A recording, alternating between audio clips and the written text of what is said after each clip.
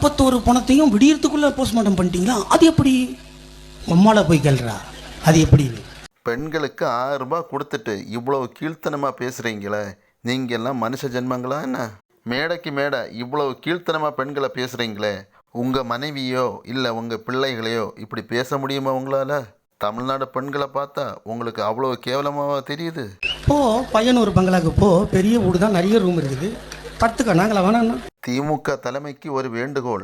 ஆரம்ப காலகட்டத்தில் இருந்து இந்த புறம்போக்கு மேடை பேச்சு என்ற தோரணையில் எல்லாரையும் அவதூறாக பேசிகிட்டு இருக்கு. ஆனால் இதுவரைக்கும் இந்த நாய் மேலே எந்த நடவடிக்கையும் எடுக்காதது ஏன்?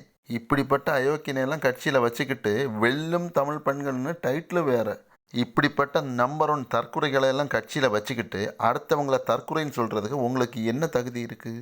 நேரம் கீழ்ச்சி தொங்க விடல, நான் எங்கள் ஆத்தாளுக்கே பிறக்கிறேன், ஒரிஜினலாக சொல்கிறேன்.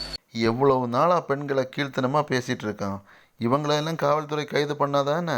தமிழக மக்களை சிந்தித்து வாக்களியுங்கள். இந்த தீய சக்தி திமுகவை இதோட வீட்டுக்கு அனுப்பலைன்னா பெண்களை இதை விடக்கும் கேவலமாக பேசுவாங்க. கண்டிப்பாக பேசுவாங்க. ஒரு 1000 ரூபாயும் கொடுத்துட்டு இவ்வளோ கீழ்த்தனமாக பேசுகிறீங்க, உங்களுக்கெல்லாம் மனசாட்சியே கிடையாதா? இவ்வளவு கீழ்த்தனமாக பெண்களை பேசும்போ தன்னோட வீட்லேயும் பொண்டாட்டி பிள்ளைங்க இருப்பாங்கன்னு யோசித்து பேசுங்க.